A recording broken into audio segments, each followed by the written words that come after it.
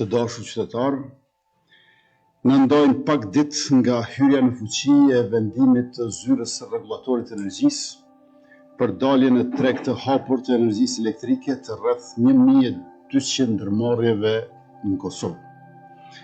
Këto përbojnë rreth 1% të ndërmarrjeve në vendin tonë, ato më të mëdhat dhe më të fuqishmet.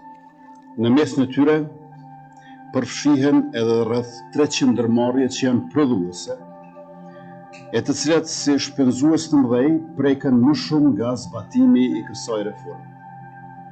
Ne i mirë kuptojmë brengat e tyre në lidhje me sfidat e kësaj faze të tranzicionit, por është rëndësishme të theksojmë se ky proces nuk është i befasishëm. Ligji për energji elektrike është miratuar që në vitin 2016. Faza e parë e liberalizimit ka filluar në vitin 2017 me daljen e 3 ndërmarrjeve të mëdha në treg, ndërkaq faza e dytë është shtyrë disa herë në 8 vitet e fundit. Shqipëria dhe Maqedonia e Veriut e kanë zbatuar këtë reformë vite më parë, e duke përfshirë një pjesë shumë të madhe të bizneseve, ndërsa bizneset tona kanë përfituar ndërkohë nga tarifa të rregulluara dhe subvencione direkte të faturave të bizneseve në vlerë prej 26 milion euro. Kësaj edhe pse sfida ekziston, bizneset tona kanë krijuar avantazh konkurrues, e kanë pasur më shumë kohë se të tjerët për të përgatitur për ndikimin e daljes në treg. Nga ana jonë, si qeveri, kemi përkrahur të gjitha bizneset gjatë pandemisë dhe krizës energjetike, kur ato kishin më së shumti nevojë. Veçanërisht kemi qenë dhe do të jemi gjithmonë pranë prodhuesve vendor. Me 100 milion euro kredi të subvencionuara, miliona euro për certifikime, digitalizim dhe promovim të eksporteve, kemi ndihmuar me përkushtim që prodhuesit tonë të rriten, të modernizohen dhe të konkurrojnë fuqishëm. Sot po zhvillojmë edhe instrumente të reja për të përkrahur ata në këtë fazë të tranzicionit, siç janë skema për eficiencë energjetike e sistemit solar, subvencione për makineri eficiente, mbështetje për auditime energjetike e të tjera. Njëkohësisht po komunikojmë, bashkëpunojmë ngushtë me prodhuesit dhe odat për të sjellur komunikim më të mirë mes bizneseve, rregullatorit e furnizuesve, me qëllim të mirë informimit dhe rritjes së konkurrencës që i shërben bizneseve dhe interesit publik. Ndërkohë, përderisa ne po flasim këtu, Oda Ekonomike e Kosovës, që do duhet të qëndronte pranë bizneseve për të përballur me realitetin e ri, sot po tenton të bllokojë rrugët magjistrale me një kërkesë të vetme, shtyrjen e zbatimit të liberalizimit të tregut. Shtyrjen e vendimit po e kërkojmë me justifikimin se për një vit do të përgatitem, duke injoruar faktin që nga ana e tyre nuk kanë bërë asnjë përgatitje për 8 vitet e shkuara, përderisa o shtyr nga viti në vetë ky proces. Të dashur qytetar, të dashur përfaqësues të bizneseve, ajo çfarë Oda Ekonomike e Kosovës nuk po ju tregon, është se plotësimi i kërkesës së tyre nuk e zgjidh problemin, por veç se e bart koston e energjisë së këtyre 1200 ndërmarrjeve te faturat e secilit prej jush. Secilës familje dhe mbi 100.000 biznese tjera më të vogla që janë më pak të fuqishme e të zëshme sikurse disa. Për të mbrojtur 1% të ndërmarrjeve më të fuqishme në kurrez të 99%-shit dhe të familjeve anën banë Kosovës, ata po duan që të bëjnë barrikada në hyrjet e Prishtinës. Por koha e barrikadave në Kosovë ka kaluar. I kemi hequr ato kudo ku kanë qenë dhe jemi zëtuar që nuk do të lejojmë më të reja të vendosen. I bëjmë thirrje të gjitha odave dhe bizneset të fillojnë të mendojnë një të mençur për eficiencën dhe optimizimin e shfrytëzimit të energjisë. Ne do të vazhdojmë të ndihmojmë bizneset që modernizohen dhe investojnë në eficiencë të energjisë në të mirë të tyre, të shtetit e të qytetarëve. Qeverinë e Republikës Kosovës, mua si kryeministër, na kanë partner, ne jemi të gatshëm dhe shumë të interesuar për dialog për zgjidhje. Për prodhuesit e Kosovës, edhe një herë po e përsëris, ne do të jemi bashkë me ju në çdo hap e në çdo petej në këtë proces, në mënyra që janë të shëndetshme për ju e në përputhje me interesin publik. Në mbledhjen e sotme, e cila është e 260 me radhë, të cilën po e mbajmë si qeveri, do të morën ndër të tjera edhe vendime për emërime në pozita të larta drejtuese, si dhe për formim të komisioneve ad hoc apo komisioneve të përkohshme për qëllim përmbylljen e proceseve regrutuese. Të gjitha këto të filluara para datës 22 mars 2025, kur qeveria jonë ka kaluar de jure qeveri në dorëheqje. Me këtë rast, me këto vendime, nuk po fillojmë nisma e procese të reja, por vetë po përmbyllim ato që kemi nisur e janë zhvalluar gjatë mandatit të plot e të rregullt tonë. Ky nuk është vetëm obligimi ynë, po është edhe përgjegjësi ligjore dhe institucionale për të plotësuar pritshmëritë e atyre që i kanë besuar shtetit e janë shtuar mundësisë të jenë pjesë e administratës publike. Të nderuar anëtar të kabinetit qeveritar, të dashur qytetarë, para se të kalojmë tek pikat e kësaj mbledhje si qeveri në tyr, aktualisht në 3 zona gjeografike në kontinentin e Evropës është duke u realizuar ushtrimi më i madh që ushtria e SBA-ve organizon dhe realizon në kontinentin e Evropës. Defender Europe 25 me pjesëmarrje të 25.000 trupave nga 29 vende të NATO-s. Republika e Kosovës ka nderin dhe kënaqësi të jetë në mesin e 18 vendeve nikoqire, dhe se Forca e Sigurisë Kosovës po merr pjesë me parafërsisht 1000 trupa në ushtrimet që po zhvillohen në Kosovë, Shqipëri, Kroaci dhe Maqedoni të Veriut. Këtë radhë, Republika e Kosovës është vend i përzgjedhur nga ushtria e Shtetit Bashkuar të Amerikës, ku është vendosur komanda e divizionit 28 të Këmbësërisë. Nga baza e FSK-s në aeroportin e Gjakovës, kjo komandë taktike amerikane po udhëheq me të gjitha brigadat në regionin e Evropës Juglindore. Institucionet tona dhe ushtria jonë po dëshmojnë që janë të afta për të mikpritur dhe për të organizuar në territorin e saj ushtrime komplekse, të cilat kërkojnë planifikim, organizim dhe mbështetje të nivelit shumë të lartë. Rritja e gatishmërisë dhe pranisë në kufirin tonë e forcave të armatosura të Serbisë, besojmë që është reaksion ndaj Defender Europe 25. Por ajo çfarë nuk e dim ende është se apo e bën këtë vetë Serbia apo një gjë të tillë ja ka kërkuar Rusia. Ju faleminderit e tash po vazhdojmë me pikat e para për rendin e ditës, duke nisur me shqyrtimin e propozim vendimit për aprovimin e ekstraktit të verbalit dhe transkriptit të mbledhjes 258 dhe të ekstraktit të verbalit të mbledhjeve 257 dhe 259 elektronike korresponduese të Qeverisë së Republikës Kosovës. Të nderuar koleg, anëtar të qeverisë, këto ekstraktet të verbalit dhe transkriptit ku janë shpërndarë në linkun e materialeve të mbledhjes 260 të qeverisë. Nëse nuk keni ndonjë vërejtje, ju ftoj për miratim, kush është për. Faleminderit, kundër s'ka, abstenim s'ka, konstatojmë që miratohet. Pika e dytë është shqyrtimi i propozim vendimit për emërimin e drejtorit ekzekutiv për Agjencinë për Arsim dhe Arsim Profesional dhe Arsimin për të Rritur. Ministria e Arsimit, Shkencës, Teknologjisë dhe Inovacionit propozon që zonja Fikrie Zymberit të emërohet në pozitën e drejtoreshës ekzekutive. Në këtë agjenci, zonja Fikrie Zymberi obligohet të kryejë gjitha detyrat dhe përgjegjësitë e përcaktuara me legjislacionin në fuqi. Për më shumë, e ftoj ministrën zonjën Arbria Naglavësi që ta merr fjalën. Faleminderit i nderuar kryeministër, të nderuar zëvendës kryeministre, ministra, të gjithë të pranishëm. Amblianit propozoj para jush propozim vendimin për emërimin e drejtores ekzekutive në Agjencinë e Arsimit dhe Aftësimit Profesional dhe Arsimit për të Rritur në Ministrinë e Arsimit, Shkencës, Teknologjisë dhe Inovacionit.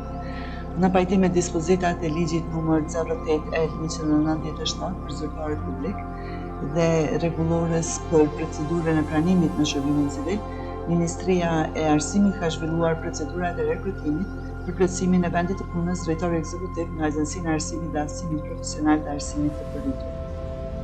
Gjatë kohës sa ka qenë i hapur konkursi, kanë aplikuar gjithsej 18 kandidat, nga të cilët 7 kanë kaluar fazën e verifikimit.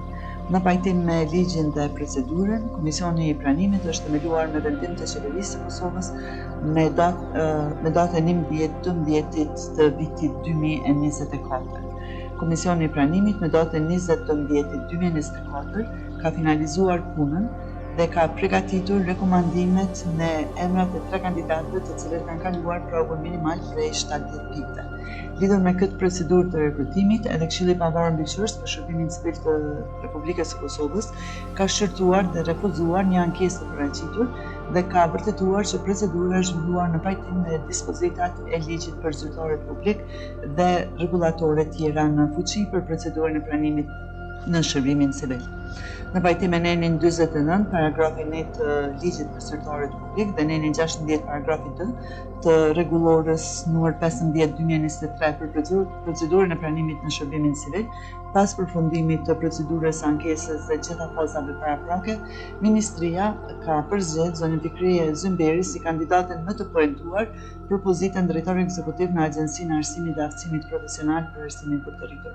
Ky propozim është diskutuar dhe konsultuar në gjitha institucionet përkatëse dhe përmbush kërkesat procedurale për t'ju nënshtruar vendimarrjes në këtë mbledhje të qeverisë, andaj ju ftoj që ta votojnë. Faleminderit. Faleminderit Ministrën Agavse, do fjalën dikush për diskutim. Atëherë ju ftoj për menatim, kush është për? Faleminderit, kundër nuk ka, abstenime nuk ka, konstatojmë që miratohet. Pika e 3 është shqyrtimi propozim vendimit për emërimin e drejtorit të përgjithshëm të Inspektoratit të Arsimit.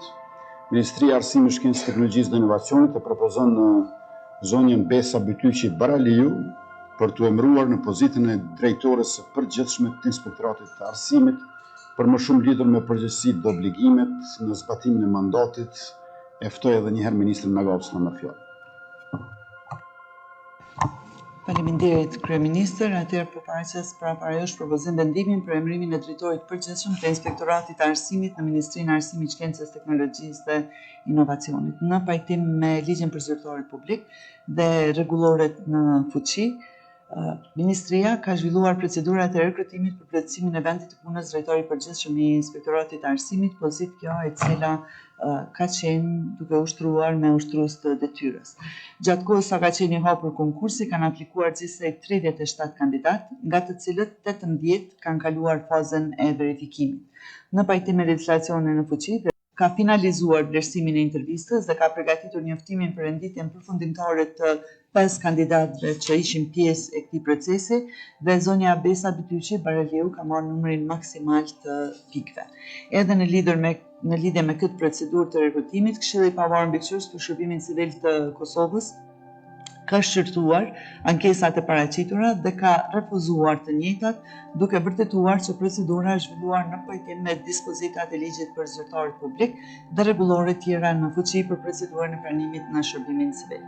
Andaj në pajtim me nenin 49, paragrafi 9 të ligjit për zyrtarët publik dhe nenin 16, paragrafi 2 të rregullores për procedurën e pranimit në shërbimin civil, pas përfundimit të suksesshëm të gjitha procedurave paraprake, Ministria ka përzgjedhur zonjën Besa Bytyqi si kandidatën më të poentuar për pozitën e drejtoreshës së përgjithshme të Inspektoratit të Arsimit. Andaj edhe kërkoj mbështetjen tuaj që ta miratoni këtë propozim vendim, pas parasysh edhe gjithë kualifikimet dhe përvojën e gjatë në Ministrinë e Arsimit të zonjës Besa Bytyqi Baraliu. Ju faleminderit. Faleminderit Ministrin Nagavse, do fjalën dikush për diskutim. Ju ftoj për miratim, kush është për? Faleminderit, kundër nuk ka, abstenime nuk ka, konstatojmë që miratohet. Pika e 4 është shqyrtimi për propozim vendimit për emërimin e drejtorit të përgjithshëm të Agjencisë së Meteorologjisë së Kosovës.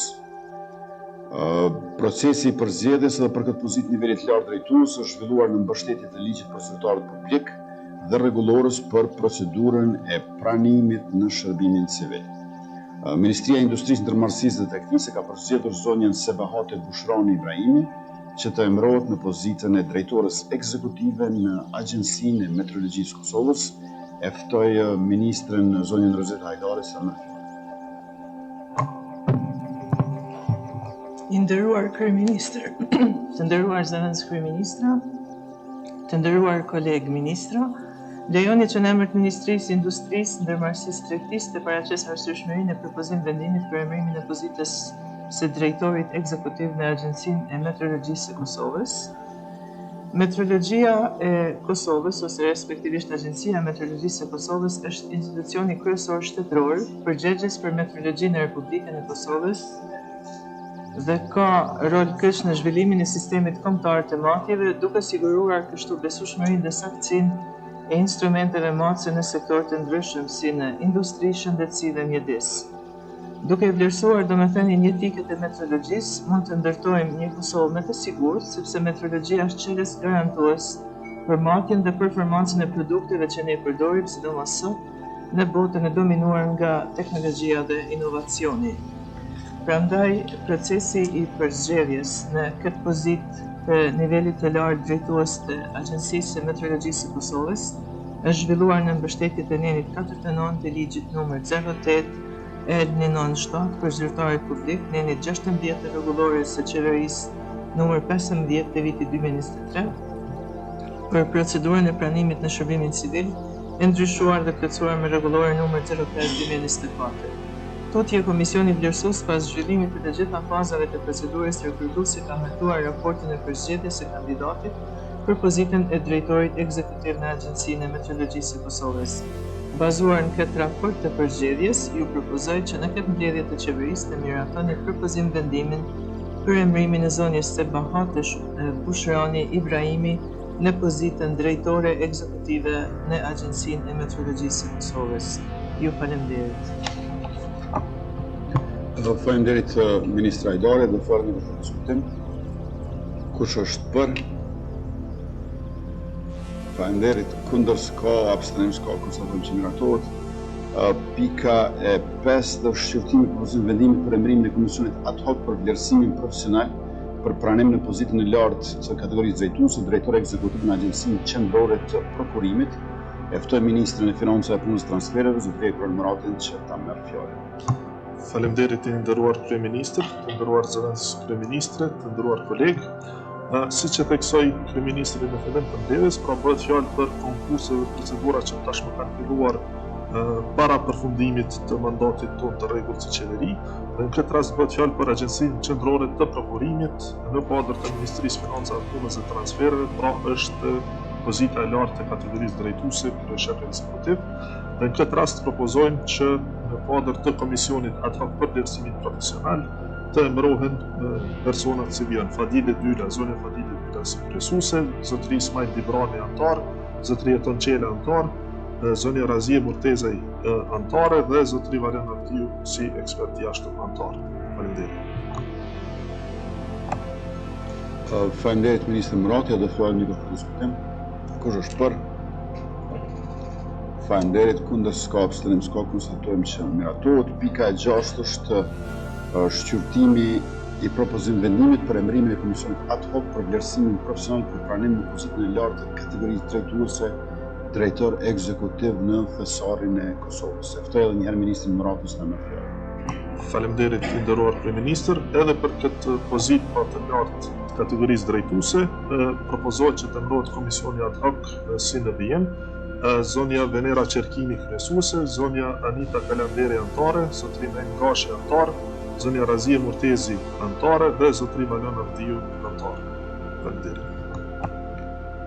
Faleminderit. Me që nuk e do fjalën dikush për diskutim, kush është për? Faleminderit. Kundër nuk ka, abstenim nuk ka, konstatojmë që miratohet.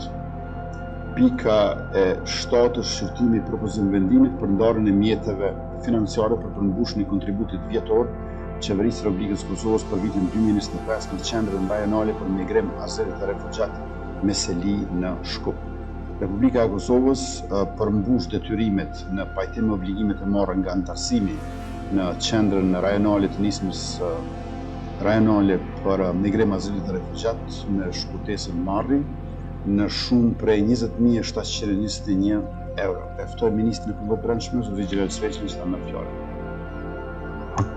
Faleminderit shumë, nderuar kryeministër, të nderuara zëvendës kryeministre, të nderuar ministra dhe zëvendës ministra, kam lënë të prezantoj para jush projekt vendimi për përmbushjen e kontributit vjetor të Qeverisë së Republikës së Kosovës në qendrën rajonale të nismës rajonale për migrim, azil dhe refugjat Marri me selinë Shkup. Republika e Kosovës është anëtarësuar në Marri më 10 qershor 2015, duke u bazuar në deklaratën e Shkupit të forumit të Marri dhe i gëzon të gjitha të drejtat e barabarta, si shtete tjera anëtare të cilat janë Shqipëria, Maqedonia, Bosnia dhe Hercegovina, Serbia, Mali dhe Kosova. Përveç përfitimeve në fushën e menaxhimit të migracionit dhe refugjatëve, Kosova duhet të përmbush obligimin financiar vjetor. Andaj, duke marrë në konsideratë rëndësinë e këtij procesi, kërkoj nga ju miratimin e vendimit të propozuar. Faleminderit. Faleminderit Ministër Sveçla. Ju ftoj për miratim, kush është për? Faleminderit, kundër nuk ka, abstenim nuk ka, konstatojmë që miratohet. Pika 8 është shqyrtimi propozim vendimit për emërimin e Komisionit ankesave për shtetësi. Ministria e Punëve të Brendshme ka propozuar themelimin e këtij komisioni zbatim të ligjit për shtetësinë e Kosovës. Ky komision do të funksionojë si organ i pavarur administrativ për shqyrtimin e ankesave ndaj vendimeve për shtetësinë, duke siguruar një proces të drejtë dhe transparent. Qëllimi është forcimi i mbrojtjes drejtave të qytetarëve dhe përmirësimi i procedurave administrative në këtë fushë. Ftoj edhe një herë Ministrin Sveçla që ta merr fjalën. Faleminderit, i nderuar kryeministër. Në përputhje me kompetencat e Ministrisë Punëve të Brendshme dhe në zbatim të ligjit për shtetësinë e Kosovës, konkretisht të drejtës për ankesë ndaj vendimeve që lidhen me fitimin, humbjen apo heqjen e shtetësisë së Republikës së Kosovës, po propozojmë për miratim themelimin e Komisionit të ankesave për shtetësi.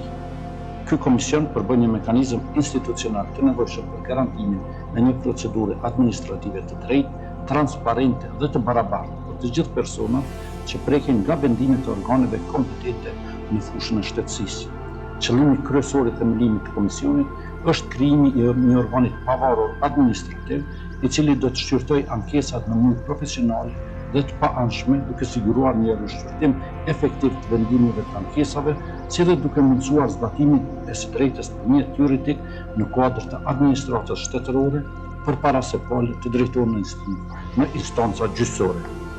Prandaj, duke marrë parasysh nevojën për garantimin të drejtës për ankesë në çështjet e shtetësisë dhe përmirësimin e qasjes së qytetarëve në drejtësi administrative, kërkoj miratimin tuaj për themelimin e Komisionit të ankesave për shtetësi. Faleminderit. Faleminderit Ministër Sveçla. Do fjalën e diskutim. Kush është për? Faleminderit, kundër s'ka, abstenim s'ka, konstatojmë që miratohet. Pika 9 është shqyrtimi propozim vendimit preliminar për shpronësim për interes publik të pronave të palojshme të cilat preken nga realizimi i projektit mbyllje e deponisë aktuale dhe realizimin e deponisë sanitare të re në Pej, zona katastrale Lutogllav, komuna e Pejës. E ftoj zëvendës ministrin e mjedisit, planifikimit hapësinor dhe infrastrukturës, zotri Jetën Ratën, që ta merr fjalën. Faleminderit, i nderuar kryeministër, të nderuar zëvendës kryeministre, të nderuar ministra. Me propozim të Departamentit të Shpronësimit në kuadër të Ministrisë Mjedisit, Planifikimit Hapësinor dhe Infrastrukturës, Qeveria e Republikës Kosovës më datë 12/03/2025 ka miratuar vendimin numër 06/251 për miratimin e kërkesës për shpronësim për interes publik të pronave të paluajshme të pronarëve dhe zotëruesve të interesit, të cilat preken nga realizimi i projektit mbyllje e deponisë aktuale dhe realizimi i deponisë sanitare të re në Pej, zona kadastrale Lutogllav, komuna Pej.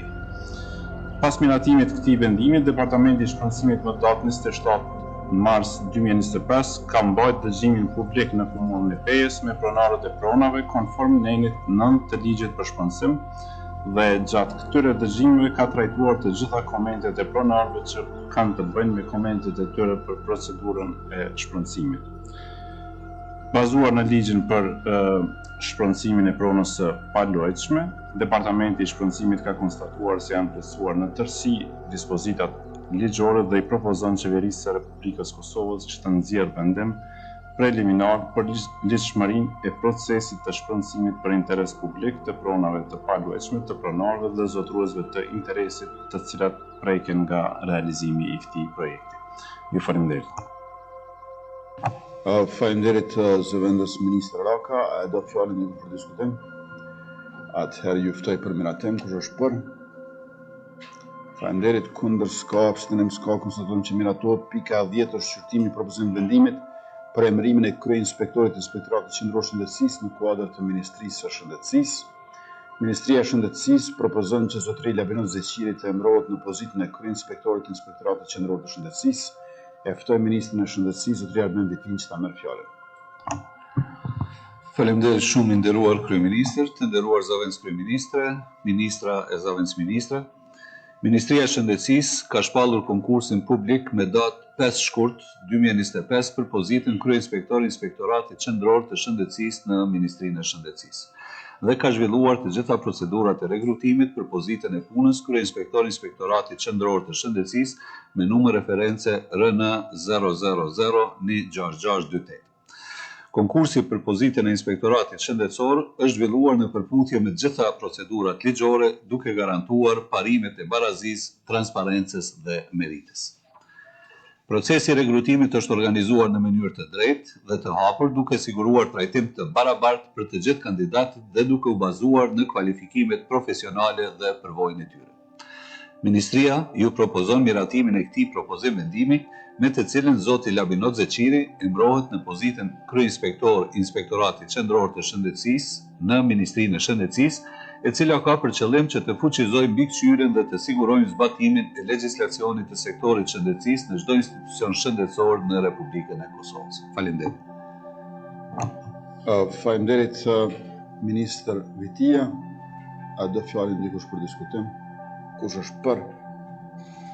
Faleminderit, kundër s'ka, abstenim s'ka, konstatojmë që miratohet. Pika 11 është shqyrtimi propozim vendimit për plotësimin dhe ndryshimin e tabelave nga paragrafi 2 i nenit 10 ligjit numër 02-128 për barnat narkotike, substancat psikotrope dhe prekursor, duke u bazuar në mekanizmat për ndërrim dhe plotësim përcaktuar me konventet ndërkombëtare për kontrollin e narkotikëve.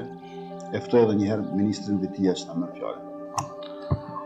Faleminderit i nderuar kryeministër. Ligji numër 02 L-128 për barnat narkotike, substancat psikotrope dhe prekursor, konkretisht neni 10 paragrafi 2, parashet që plotësimi dhe ndryshimi i tabelave nga paragrafi 1 i këtij neni bëhet nga qeveria me propozimin e komisionit, duke u bazuar në mekanizmat për ndërrim dhe plotësim të përcaktuara me konventat ndërkombëtare për kontrollin e narkotikëve. Komisioni për narkotikë i themeluar nga qeveria me vendimin numër 10 249 të datës 26 shkurt 2025, në pajtim me nenin 6 të ligjit 02 L-128, ka hartuar propozimin për plotësimin dhe ndryshimin e tabelave në fjalë, si dhe propozon miratimin e tyre. Miratimi i këtij propozimi është një hap strategjik në forcimin e kontrollit institucional mbi substancat me potencial për abuzim dhe rritjen e sigurisë shëndetësore dhe publike në Republikën e Kosovës. Bazuar në këtë, Ministria rekomandon miratimin e këtij propozimi nga Qeveria e Republikës Kosovës për të siguruar përputhshmërinë me standarde ndërkombëtare dhe për të garantuar mbrojtjen e shëndetit publik. Ju faleminderit. Faleminderit Ministër Vitia, do fjalën dikush për diskutim? Kush është për? Faleminderit, kundër nuk ka, abstenim nuk ka, konstatojmë që miratohet. Pika 12 është shqyrtimi propozim vendimit për rialokimin e mjeteve në Ministrinë e Administrimit Pushtetit Lokal nga projekti Kapital Bashkëfinancimi me donatorët për skemën e granteve bazuar në performancën komunale në 25 projekte kapitale në përputhje me 25 marrëveshje të mirëkuptimit për projekte kapitale të nënshkruara nga Ministri i Administrimit Pushtetit Lokal dhe kryetarët e komunave dhe donatorët. Propozohet që të aprovohet rialokimi i mjeteve në shumë prej 4.5 milion euro në 25 projekte kapitale të ndryshme në komuna, gjithherë duke u mbështetur në skemën e performancës së këtyre komunave. E ftoj Ministrin e Administrimit Pushtetit Lokal, zoti Elbert Krasniqi, që ta merr fjalën. Faleminderit, nderuar kryeministër, të nderuar kryetarë të Kabinetit Qendror. Ministria e Administrimit Pushtetit Lokal bazohet në ligjin për ndarjen buxhetore të Republikës së Kosovës për vitin 2025, numri 14.3, ka të paraqur programin bashkëfinancimi donator për skemën e grandit në performancën komunale. Ky program është i planifikuar të mbështesë 12 komuna përfituese të grandit të performancës komunale, gjithsej 25 projekte në vlerë prej 4.500.000 euro. Andaj me qëllim të realizimit të këtyre projekteve, kërkojmë nga ju që mjetet me shumë prej 4.5 milion euro të rialokohen në kodin 15525, programi i bashkëfinancimit me donator për skemën e grandit bazor në performancë komunale për vitin 2025, në 25 projekte të cilat janë nënshuar marrëveshje të përkupimit në mes të MAPL-s dhe kryetarëve të komunave. Ju faleminderit. Faleminderit Ministër Krasniqi, edhe fjalën dikush për diskutim. Kush është për? Faleminderit, kundër nuk ka, abstenim nuk ka, konstatojmë që votohet. Pika 13 është qërtimi i draftit të planit të rishikuar të veprimit 2025-2026 për zbatimin e strategjisë për veçëvërisje lokale 2016-2026. Ministria e Administrimit Pushtetit Lokal ka rishikuar këtë plan veprimit, përmes të cilët synohet rritet autonomia lokale dhe të ofrohen shërbime me kosto efektive në komunë. E ftoj edhe një herë Ministrin Krasniqi që ta merr fjalën. I nderuar kryeministër, MAPL konform mandatit të saj ligjor dhe me qëllim që të sigurojë funksionimin sa më efikas të veçëvërisjes lokale në Kosovë, në këtë ndërlidhje të qeverisë ka propozuar miratimin e rishikimit të planit të veprimit të strategjisë për veçëvërisje lokale. Ky plan ka për qëllim shikimin e aktiviteteve të përcaktuara në strategjinë për veçëvërisje lokale 2016-2026, i cili synon rritjen e autonomisë lokale dhe përcimin e aftësisë së komunave që nëpërmjet pjesëmarrjes aktive të qytetarëve dhe përfaqësimit demokratik të ofrojë shërbime me kosto efektive dhe të përgjithshme për të rritur cilësinë e jetës, sigurinë dhe zhvillimin ekonomik lokal. Faleminderit Ministër Krasniqi, edhe fjalën dikush për diskutim. Kush është për? Faleminderit, kundër s'ka, abstenim s'ka, konstatojmë që miratohet. Pika e 14 është informimi i Kabinetit Qeveritar për raportin e vlerësimit të ligjshmërisë së akteve të kuvendeve të komunave për periudhën janar-dhjetor 2024. Ministria e Administrimit Pushtetit Lokal në përputhje me përgjegjësitë ligjore mbikëqyr veprimtarinë e komunave të Republikës Kosovës, në kuadër të këtij mandati, kjo ministri bën raportim periodik në qeverinë e Republikës Kosovës lidhur me punën e organeve komunale. E ftoj Ministrin e Administrimit Pushtetit Lokal, zoti Elbert Krasniqi, që ta merr fjalën. I nderuar kryeministër, të nderuar anëtarë të Kabinetit Qeveritar, Ministria e Pushtetit Lokal në përputhje me përgjegjësitë ligjore të përcaktuara me ligjin për veçëvërisje lokale përkatësisht në 86, mbikëqyr veprimtarinë e komunave të Republikës Kosovës dhe harton raportet periodike. Sa i përket vlerësimit të vlerëshmërisë së akteve të kuvendeve komunale për këtë periudhë, MAPL ka sjellë në qeveri këtë raport në përputhje me linjën 13 të ligjit për shqyrtimin administrativ të akteve të komunave, me të cilën MAPL është përgjegjëse për koordinimin dhe raportimin periodik dhe vjetor lidhur me mbikëqyrjen e akteve të komunave. Përmes këtij raporti mundohemi të krijojmë pasqyra të qartë lidhur me aktivitetet që kanë ndërmarrë komunat dhe obligimet e MAPL-s, ministrive të linjës dhe institucioneve të tjera përgjegjëse për këtë proces. Gjithashtu, raporti shërben si një mjet adekuat për të rritur transparencën në organeve të pushtetit lokal si dhe atij qendror. Në këtë raportim përfshir aktet e miratuara nga 30 komunat e Republikës Kosovës, si dhe vlerësimi i këtyre akteve nga MAPL, Ministritë të Linjës dhe institucionet përgjegjëse për këtë proces. Faleminderit Ministër Krasniqi, kjo pikë ishte vetëm për informim, krejt përfund është të ndryshme, nëse nuk ka dikush diçka që është shumë e rëndësishme dhe urgjente, nuk ka siç duket. Faleminderit shumë e mirupafshim në aktivitete e mbledhje të tjera.